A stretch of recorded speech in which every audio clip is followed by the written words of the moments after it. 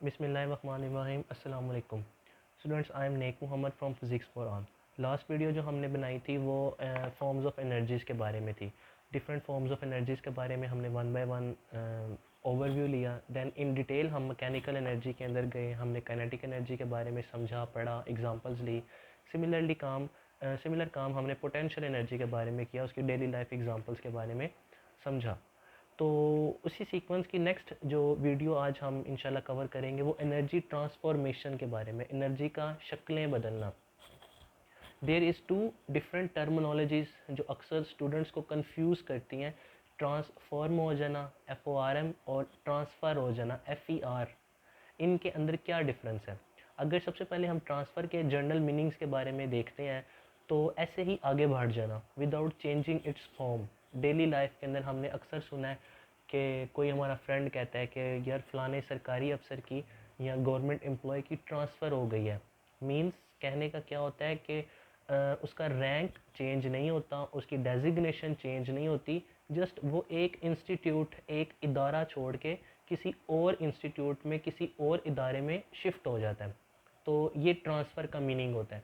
Similar concept हमारा energy के ऊपर भी होल्ड करता है। किसी वन प्लेस से एन अदर प्लेस पे विदाउट चेंजिंग इट्स फॉर्म। अगर इनिशियली उसके पास काइनेटिक एनर्जी है और वो कुछ डिस्टेंस वगैरह कवर करके किसी न्यू पोजीशन पे पहुंची और वहाँ पे भी उसके पास काइनेटिक एनर्जी ही है, तो मैं कहूँगा एनर्जी ट्रांसफॉर्म हो गई है।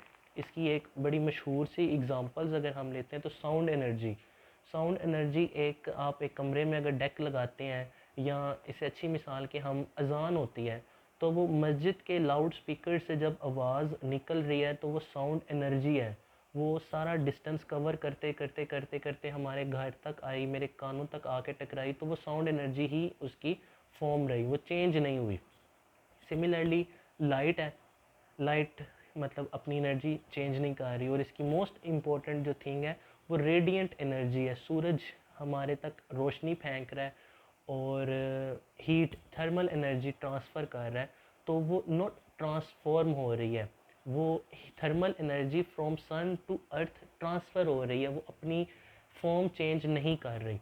ठीक है, इसके कन्वर्सली जो कॉन्सेप्ट आता है हमारे पास वो ट्रांसफॉर्म का आता है, चेंज इन फॉर्म। अपनी एनर्जी, अपनी शक्ल बदल रही है। अगर वो पोटेंशियल एनर्जी में है तो हो सकता है कुछ देर बाद वो काइनेटिक एनर्जी में चेंज हो जाए, फिर थर्मल एनर्जी में चेंज हो जाए, हीट में चेंज हो जाए, लाइट में, वट एवर। वो अपनी टोटली फॉर्म्स चेंज कर रही है, अपना बिहेवियर चेंज कर रही है। मिसाल के तौर पे मेरे पास एक केमिकल सेल है, मतलब जो मैं अक्सर घड़ियों के अंदर या खिलौनों वगैरह के अंदर डालता हूँ, वो एक केमिकल सेल हम उसको नाम देते हैं, उसके अंदर केमिकल एनर्जी स्टोर है। तो उसको मैं रोशनी के लिए अपने टॉर्च में डालता हूँ तो वो केमिकल एनर्जी ट्रांसफ़र हो गई है लाइट एनर्जी में। मैं उसको अपनी घड़ी के सेल में डालता हूँ, एज आ सेल डालता हूँ घड़ी में, तो वो घड़ी मुझे मैकेनिकल वर्क करके दे रही है, वो मैकेनिकल एनर्जी के अंदर केमिकल एनर्जी कन्वर्ट हो गई है। तो this is the difference between transfer, जिसके अंदर एनर्जी अपनी फॉर्म चेंज नहीं करती, and while on the other hand we have a transform, जिसके अंदर एनर्जी जैसे जैसे आगे प्रोसीड करती है अपनी शक्ल को तब्दील करती रहती है। ठीक है जी। तो आगे एक बड़ा एक ख़ास सा टॉपिक है energy conservation. Law of conservation of energy भी हम इसको कहते हैं। कंजर्वेशन के वैसे मानी होते हैं महफूज या हिफाजत करना, मतलब कि सिस्टम के शुरू में कितनी उसके पास टोटल एनर्जी थी और कोई वर्क डन करके उसके पास फाइनल एनर्जी कितनी है, ये हमेशा दोनों बराबर रहती हैं, and this is named as the law of conservation of energy. इसकी प्रॉपर डेफिनेशंस दो तरीक़ों से हम कर सकते हैं। पहली, ड्यूरिंग ईच ट्रांसफॉर्मेशन, हर ट्रांसफॉर्मेशन में, वर्ड ट्रांसफॉर्मेशन यूज़ किया, यहाँ पे ट्रांसफ़र नहीं यूज़ किया। एक फॉर्म से चेंज होगी जब वो दूसरी फॉर्म के अंदर, the total amount of energy stage the same. System के पास जो टोटल अमाउंट है एनर्जी की वो हमेशा सेम ही रहेगी, चाहे वो अपनी शक्लें तब्दील करती रहे। या इसके दूसरी आप कह सकते हैं कि तरीके से कैसे मैं डेफिनेशन करूँगा, during the inter conversion of energy from one form to another form, the total energy at any time remains constant. ठीक है, एनर्जी बार बार अपनी शक्लें चेंज कर रही है, लेकिन ओवरऑल सिस्टम की जो एनर्जी है वो हमेशा हर पॉइंट के ऊपर कांस्टेंट रहेगी। इसकी आगे जाके हम एग्जांपल्स भी समझेंगे। फ़िलहाल कुछ इंपॉर्टेंट पॉइंट्स हैं स्टूडेंट्स के पास ज़रूर होने चाहिए as a information. Energy can neither be created nor destroyed but it converts into other forms. ठीक है जी, कि हम एनर्जी को ना तो पैदा कर सकते हैं ना उसको हम तबाह कर सकते हैं, लेकिन जस्ट हम उसको एक शक्ल से दूसरी शक्ल के अंदर मोल्ड कर सकते हैं और अपने यूज़फुल पर्पसेस के लिए। लाइक सन से अगर हीट आ रही है, थर्मल एनर्जी आ रही है, तो मैं उसको पौधों के ऊपर गिर रही है, पौधों के पास ग्रीन पिगमेंट है, क्लोरोफिल है, वो उससे मेरे लिए, ह्यूमन बॉडीज़ के लिए, एनिमल्स के लिए फ्रूट बना रहे हैं, ऑक्सीजन जनरेट कर रहे हैं। तो वो एक एनर्जी जो इन the form of thermal heat energy plants के ऊपर, पौधों के ऊपर गिर रही थी, वो मुझे आगे केमिकल एनर्जी में कन्वर्ट हो रही है। इसी तरह हम सोलर प्लेट्स के ऊपर एनर्जी गिर रही है, तो वो हमें आगे इलेक्ट्रिकल एनर्जी के अंदर कन्वर्ट हो रही है। तो एनर्जी को हम ना तो खुद जनरेट कर सकते हैं, ना हम उसको डिस्ट्रॉय कर सकते हैं, अलबत्ता उसकी एक शक्ल से दूसरी शक्ल के अंदर उसको तब्दील कर सकते हैं। Matter is the condense form of energy. ठीक है जी, ये एक बड़ी मज़ेदार सी बात है कि एनर्जी को अगर आपने देखना है तो आप किसी भी मैटर को देख लें। मैटर मतलब कोई भी ऐसी चीज़ जो जगह घेरती है और उसका कोई ना कोई मैस होता है। मतलब मेरे पास अगर ये पेन है तो this is also an energy, form of energy. Condense मतलब एनर्जी को मैंने इकट्ठा करके पकड़ लिया तो वो एक मैटर बन गया। जब इसी मैटर को अगर मैंने एनर्जी के अंदर कन्वर्ट करना है तो मुझे इसको स्पीड ऑफ लाइट के साथ फेंकना पड़ेगा। 3 × 10⁻⁸ मीटर एक सेकंड के अंदर अगर मैं इसका डिस्टेंस कवर करवाता हूँ तो ये पेन पेन नहीं रहेगा, it will convert into energy. ठीक है जी। Process in nature are the results of energy changes. इस दुनिया के अंदर जितने भी प्रोसेसेस हो रहे हैं वो तमाम एनर्जी चेंजेस के वजह से हो रहे हैं। लाइक रेनफॉल हो रही है, इसकी हम आगे नेक्स्ट पेज के ऊपर एग्जांपल को समझते हैं। तो फिलहाल जितने भी नेचर के अंदर प्रोसेसेस हो रहे हैं वो तमाम एनर्जी चेंजेस की वजह से हो रहे हैं।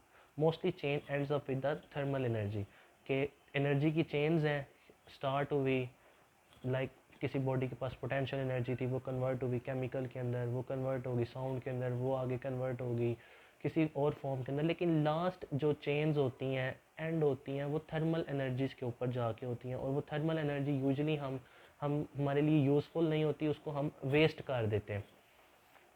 ठीक है, एग्जांपल नंबर 1 है सन। सन के पास हीट एनर्जी थी, H2O पानी के ऊपर गिरी, मतलब पानी समंदर के ऊपर, दरिया के ऊपर, नहरों के ऊपर सन की हीट एनर्जी फॉल की। उसने क्या किया, उसने वाटर की थर्मल एनर्जी को राइज कर दिया, वाटर को गर्म कर दिया। वाटर की थर्मल एनर्जी राइज करने से क्या होगा, वो अवेपोरेट हो जाएगा, उसके जो मॉलिक्यूल्स जिनकी काइनेटिक एनर्जी ज़्यादा हो जाएगी वो अवेपोरेट हो जाएंगे, वेपर्स बन जाएंगे, वेपर्स बन जाएंगे, ऊपर जाके क्लाउड्स बन जाएंगे, बादल बन जाएंगे। मतलब उनके पास पोटेंशियल एनर्जी स्टोर हो गई है due to height. Potential energy clouds एक सर्टेन हाइट के ऊपर है तो उनके पास पोटेंशियल एनर्जी स्टोर हो गई है। क्लाउड्स ठंडे हुए, कंडेंस हुए, they will convert into rain. Rain जब नीचे की तरफ गिर रही होगी तो उसके पास काइनेटिक एनर्जी होगी, energy due to motion. Rain water droplets नीचे की तरफ गिर रहे हैं तो उनके पास एनर्जी है। ठीक है जी, तो वो रेन वाटर नीचे गिरेगा तो वो मैकेनिकल वर्क हम उससे डैम्स में स्टोर करके टरबाइनें चला देंगे, जनरेटर चला देंगे, उसको इलेक्ट्रिसिटी के अंदर कन्वर्ट कर देंगे, एंड सो ऑन सो फार। तो this is the very brief example of energy transformation. Energy अपनी शक्लें चेंज करती करती करती कैसे हमारे लिए यूज़फुल पर्पसेस कर रही है। और इसी एग्जांपल से हमें ये जो पीछे पॉइंट पड़ा था, most processes in nature are the result of energy changes, इसके बारे में भी थोड़ी सी हेलो हाई हो जाती है। सेकेंड एग्जांपल था कार्बन डाइऑक्साइड और वाटर मॉलिक्यूल्स आपस में मिलते हैं इन द फॉर्म ऑफ क्लोरोफिल, मतलब सॉरी फॉर्म नहीं, जो क्लोरोफिल ग्रीन पिगमेंट फ्लावर्स के पास, प्लांट्स के पास होता है, ऊपर से सनलाइट गिरती है, दे will convert into glucose and oxygen. Means light energy flowers के ऊपर, प्लांट्स के ऊपर गिरी और उसने एक केमिकल एनर्जी बना दी in the form of glucose. Energy transformation होगी और हमारे लिए एक यूज़फुल पर्पस हो गया, एक नेचर का बहुत इम्पोर्टेंट प्रोसेस। हमारी फसलें पक गई, हमारी गंदम, हमारे डिफरेंट फ्रूट्स पक गए, उनको इंसान ने या किसी भी एनिमल ने कंज्यूम किया, ऑक्सीजन गैस फ्रॉम नेचर उसने ली तो कार्बन डाइऑक्साइड गैस आ गई, H2O उसकी बॉडी के अंदर बन गया, carbon dioxide due to through respiration वो उसको बाहर फेंक देगा, और साथ उसकी बॉडी के अंदर एनर्जी आ जाएगी, मसल्स एनर्जी आ जाएगी, वो उसको फिर आगे डिफरेंट फॉर्म्स के अंदर यूटिलाइज कर सकते हैं अपनी डेली लाइफ की एक्टिविटीज़ करने के लिए। ठीक है जी। तो आगे एक बस छोटी सी आपको एक बात बतानी है, उसके बाद वीडियो अपनी ख़त्म करते हैं। Work done and energy transformed. Again यहाँ पे मैं वर्ड यूज़ कर रहा हूँ ट्रांसफॉर्म का, और ट्रांसपोर्ट पीछे समझा चुका हूँ। जब एनर्जी अपनी शक्लें चेंज करती है तो उस पूरे आप कह लें पिक्चर को हम ट्रांसफॉर्म कहते हैं। तो जब भी एनर्जी ट्रांसफॉर्म हो रही होगी, एनर्जी अपनी एक शक्ल से दूसरी शक्ल के अंदर कन्वर्ट हो रही होगी, तो रास्ते के अंदर वो कोई ना कोई वर्क डन कर रही होगी। When ever work is done energy is transformed.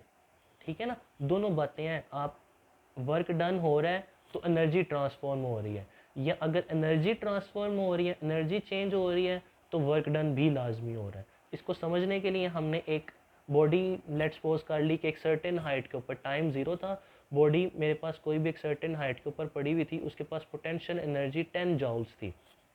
ठीक है, उसको मैंने वापस नीचे की तरफ ड्रॉप किया, तो वो उसकी पोटेंशियल एनर्जी कन्वर्ट होना शुरू हो जाएगी काइनेटिक एनर्जी के अंदर। Kinetic energy at time let's suppose 5 second just before hitting the ground, उसके पास काइनेटिक एनर्जी 10 जॉल होगी। तो पोटेंशियल एनर्जी 10 जॉल से 10 जॉल काइनेटिक एनर्जी, एक तो law of conservation of energy fulfil हो गया, और फिर वो जो 10 जॉल ऑफ एनर्जी होगी वो आफ्टर हिटिंग द ग्राउंड वो थर्मल एनर्जी के अंदर कन्वर्ट हो जाएगी, या कोई साउंड एनर्जी प्रोड्यूस कर देगा। तो मुझे इस ग्राउंड से इसको इस हाइट तक पहुंचाने के लिए जितनी एनर्जी इसने गेन की, मतलब मुझे उतना ही वर्क डन करना पड़ा। ठीक है, मतलब यहाँ पे अगर इसकी कोई हाइट एनर्जी नहीं थी, तो इसको यहाँ से उठा के एक एच हाइट तक पहुँचाने में, इसकी पोटेंशियल एनर्जी 10 जॉल बनाने में मुझे 10 जॉल ही वर्क करना पड़ा। ठीक है, क्योंकि एनर्जी का और वर्क का सेम यूनिट जॉल होता है सिस्टम इंटरनेशनल। एक बात हो गई, अगर मैं इसको इस सर्टेन हाइट से नीचे गिराता हूँ, तो ये रास्ते में अपनी टोटल एनर्जी कन्वर्ट करने में प्रोसेस के दौरान ये 10 जॉल ऑफ वर्क कर सकती है। तो यही एक work done and energy transform के छोटी सी कंसेप्ट है। ठीक है, तो यहाँ पे अपनी आज की वीडियो वाइंड अप करते हैं। होप सो आपको समझ आई होगी। तो very easy and simple language में यूज़ किया है कि कुछ आपको कंसेप्ट आ जाए। तो डेट्स ऑल फॉर टुडे। अल्लाह हाफिज़।